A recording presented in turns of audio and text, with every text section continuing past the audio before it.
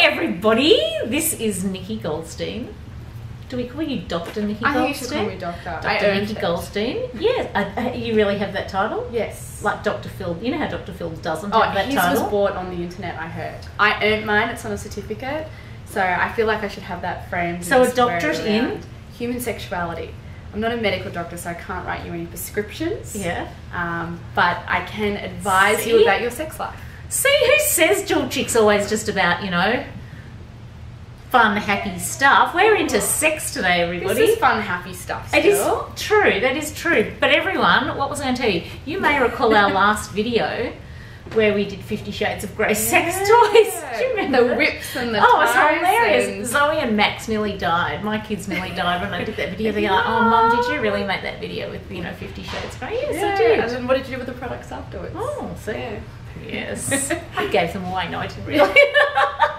Well, this you can't give away. I'm not giving this away. I love a good book for the beach. Now, here is this book. #singlebutdating. I love the modern title with the hashtag. Well, it's all about appealing to a society now because you think there's so many books out there and you really need to come up with something that's different, but it's also coming up with something that actually describes what you're talking about. Yeah. Because for me, 50 Shades of Grey does not say bondage.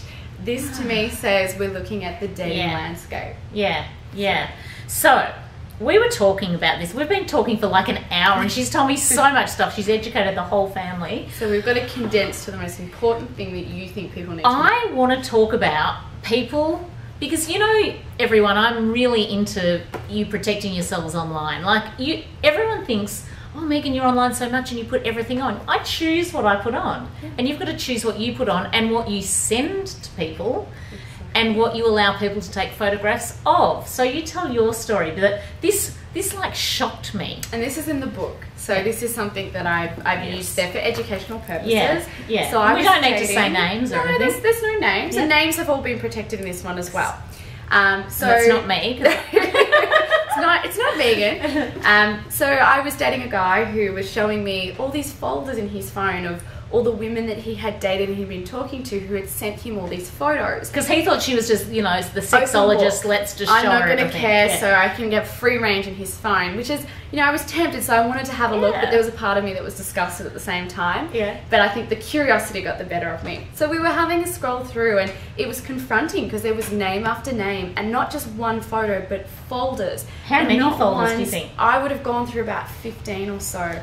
And these weren't all people that he dated. These could have been people he was talking to on Tinder. And they were sending these photos like there was no tomorrow. Naked photos? Really graphic. Like, I felt like I could see their birth canal. Like, we're not just talking with naked. their faces in the photos? Some of them had their faces and some of them had just like a slight angle that you couldn't see. But still, I've got their name. You know, there's enough information. Yeah. But then I came across one folder and I recognized the name and we clicked through and it was a friend of mine. And I didn't say anything because this could be an awkward conversation. We've just started dating. Yeah. But he was talking about her in a very degrading way, like she was a piece of meat. Yeah. And it was an What made him think that you would want to hear that? That I'm a sexologist and that I'm not going to get affected by this stuff. So it's interesting. It's like being a bit of a spy because, of course, I'm going to go along with this. But it was one of those learning experiences where you go, do you want to end up on someone's phone being degraded? And luckily for him, I'm not the type of person that's going to go say that name and no one involved, everyone's protected. But if I would have happened to be another guy who maybe liked this girl, and here I am seeing these photos and hearing the way that might have put him off about her, it might turn somebody off. So you need to consider this online world is not online, it's the real world.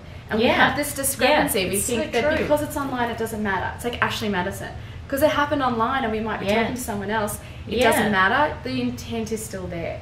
So you really need to be careful. Every time that you are texting, sending, tweeting, Instagramming, you are putting out there an indirect conversation with people that you don't know who's on the receiving end. Yeah, and this applies to all age groups, everyone. It's not just like, you know, the 20-somethings or 30-somethings. It's the teenagers, the kids at school who think it's cool to do that, and it's the people, you know, who are divorced and going out around for the second time and all that sort of stuff. Like, I actually, one of my girlfriends had a niece or something, and her friend sent out a photograph of herself. She was 14. And she sent out a photograph of herself topless to some boy. Now, what do boys do at 14 when they receive a picture of it? Send it around to everyone else? Yeah. So he sent it around to everyone else. Do you know what happened? They both got expelled from school, and guess what happened to the boy? He got a record. Sex offenders. Yep. Yeah. And so he can no longer not go to the United States. Yeah. And that's one of the risks. That's a big consequence. You need to be really careful. It was the same thing with Snapchat. When the Snapchat got all released, there was a warning out not to look at it, because if there were people who are underage and you look at those images, that's actually considered child pornography. So there's a legal aspect to this as well. But I think you've also just got to consider sexting is part of our society. It's part of our culture. So we need to work with it. And I always advise women, send a sexy photo, but send something that's enticing and leading on to someone, well, why don't we go out and you can find more? It doesn't have to be your birth canal. It doesn't have to be a complete naked selfie. It can still be something sexually suggestive. But I think it's always nice to, you know, have something to find out later. It's like the Christmas present. I always think, I don't want to know what my present is before I get it. I want to have the excitement and be able to open it. So don't send me a dick pic. No! No, see, I would be so disastrous in the modern world of dating. Like, I seriously would, because you get dick pics and go, oh my gosh, if someone sent me that, it really wouldn't do it for me. Yeah, it's not a turn on, and that's the thing. For guys out there that might see these, girls aren't turned on unless they're in a relationship with you and you send them a dick pic. It's not a turn on. It's like a comedy thing, and we all laugh at it, and we send it around to our friends, and we have a bit of a giggle, because guys often put some pretty funny things in there. So it's not actually appealing to a woman. I think a nice text message or being seductive is a lot more appealing than just sending your junk. And that's the difference between men and women, don't you think? Because men like that stuff. Men would probably love a girl to do that. And it's not to say he wouldn't send it around everywhere, but men would get more turned on, if you know, than a woman would by that. They're a lot more visual, and that's, I think, why we see guys loving porn. Yeah, women love porn as well, but they are more naturally visually turned on than women are. So I think women are better with words. Seduce them with words, not with a dick pic. You know, it's really interesting, because have you read that book, The 5 Languages of Love? No, I haven't. Oh my god. I've been too busy writing a book to read books. Exactly. But in this one, it sort of says how there's 5 different things that we like, and you know how some people say, oh, when my husband unpacks the dishwasher, that just turns me on? That would not turn me on. Like, if Paul did the dish, it would turn me on if he came home and he said, God, you look great, and thanks for doing the meal. It's it's the consideration. It's words of affirmation is my thing. And so his is, there's 5 acts of love. And so his is, mine's words of affirmation, his is acts of service. What a bloody pain that one is, because that means I have to. What do you have to do? That means I have to run around cleaning the house and doing jobs, and then that turns him on. If I've like cleaned the house and made a meal, and he walks in and everything's perfect, that does it for him. He's just like, that's Christmas. But then that's good that you've both worked out what it is for each other, because that's a conversation that a lot of people have. I know. You can't just assume that someone's going to want stereotypically what comes out in a research study. Ask your partner, what is it that turns you on, or what do you like? How do you want to be in a relationship? It's the same thing with dating. We don't know how we date. No one teaches us how to do it. Sometimes we do actually have to ask those questions about what someone likes to do on a date, how someone likes to date, because you can't just go blindly assuming, and then you might actually miss an opportunity just because you weren't aware of where that person's boundaries are or what they desire. Yeah, exactly. Do you think this book, this Single But Dating, covers all age groups? Is it for like some of my friends out there who are divorced, and is it for, you know, Max, my son who's filming, is it for his age, or is it for like, what age group is this book? Well, I've tried to do it so it's why I say, you know, 18 above. I haven't addressed before pre-marriage. This is like a not being married but one. I think a lot of people who have gone through divorces can learn a lot from that, because there's a lot of empowering information out there about confidence and, you know, getting back on that dating scene and the validation in the technosexual world. But I haven't put in there about dating after divorce, because I feel that's a whole book. Oh. So there's a little hint there you are, everybody. To the next one, the next video. Yeah. So what is your what's your favourite message in this book? I think it's about validation, as though that we need to be really mindful that we're not dating for validation, that we really become comfortable with who we are and our confident selves. So we can say we've got a boyfriend, or we've got exactly. Women often will go out and date just to be able to say, oh, someone. What's the lyrics? You're not anybody till somebody loves you. Oh yeah, or you complete me, or any of that stuff. Yeah, I do too. Because I think go out and become a whole person. Become a confident. I agree with that. So you can choose people, like good people, and that's where we see women that get stuck in really abusive relationships and toxic relationships, because that's true. Their self-esteem is low and they're just holding on to the fact that someone has chosen them. So that's why I think this whole book really is about empowering people to go out and work. What do they want out of the dating game, instead of just going, well, it validates me, so I'll take it. And what I love about this book, even though I haven't read the book yet, I've been talking to her about what's in the book. I am the book. So you are the book. Just got it. I've just got a précis of the book. What I liked was that you were talking about the equality of men and women with sex. And like, I was married at 23, so I haven't had like loads of dating times, but I never had a one night stand, never, because my head wouldn't deal with that. I couldn't, if I did that, I would expect them to think I was Christmas and want to see me like forever. If they didn't ring me after a one night stand, I'd be like, so I knew that about myself. So do you think that's still the way it is, or what do you think about that?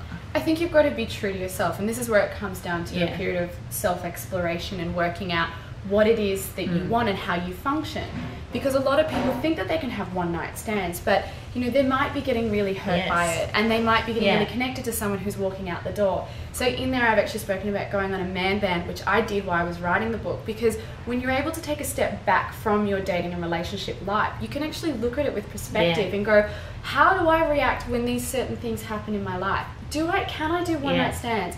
Can I have casual sex? How do I really think about it?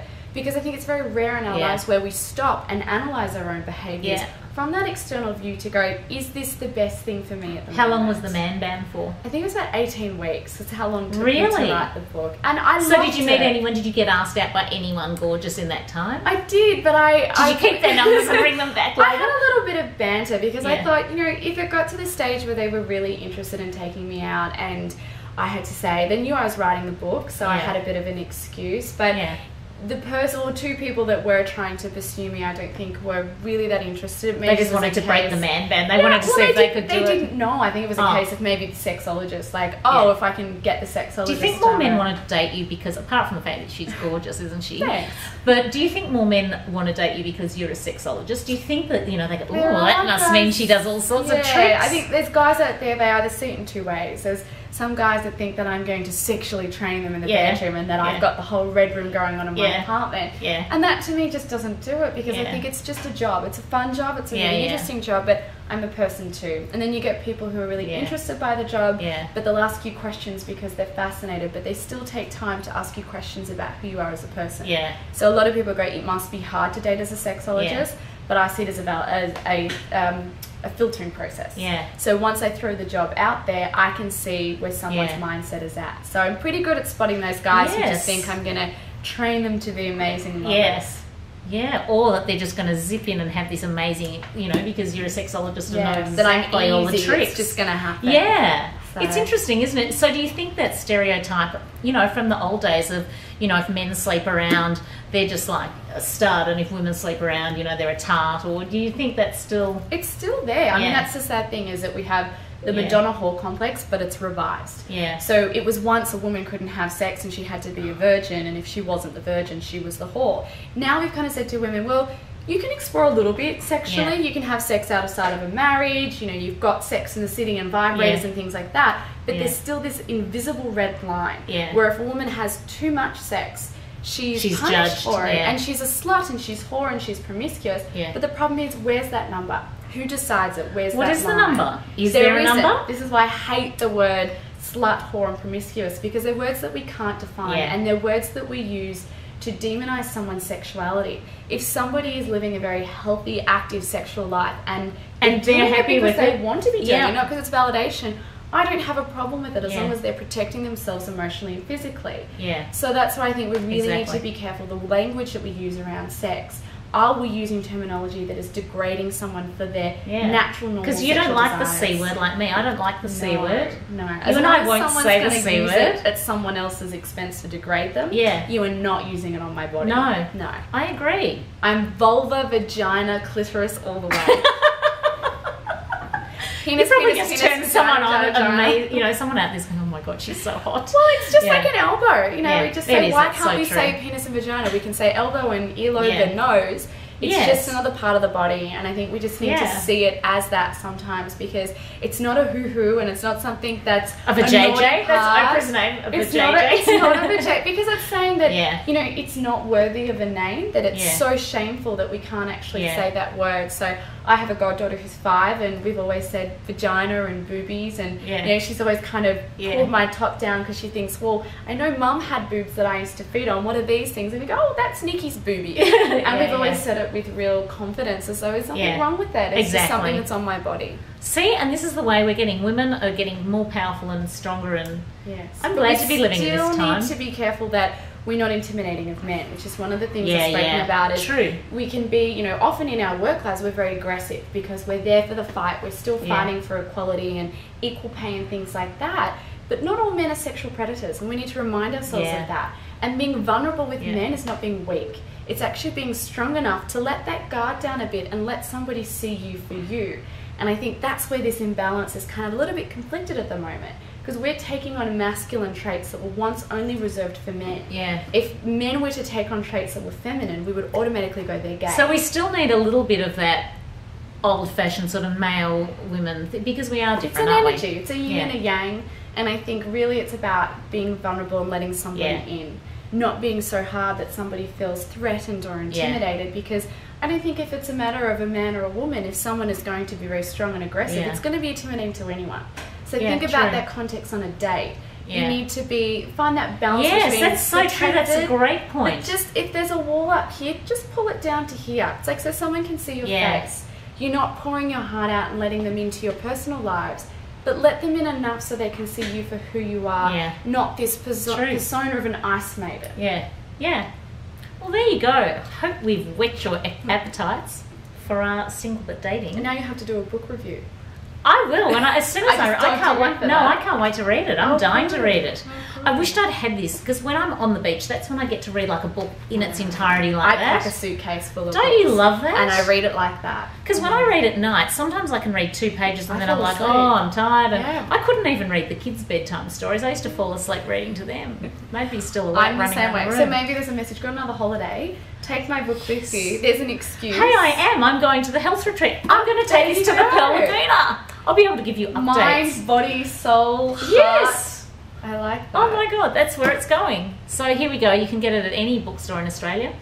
And probably on Amazon as well. I've been keeping an eye. All the airport bookshops have them. My mother goes around and actually repositions them in bookshops. It's very cool. Yeah, I was happy with that because it says exactly what I needed to say. A lot of people said, are you going to put your photo on it? Obviously the publisher just comes through and says, what do you think of this design? And the first guy was like, I love it, because it's a new concept and I want people to start using this concept, because women now have a label who are single but dating, so this really speaks to them and says, maybe this is you. So if you read the book, you can also do a hashtag single but dating on Instagram. Yes. We might do Let's that get it now. trending. Bye everyone. See ya.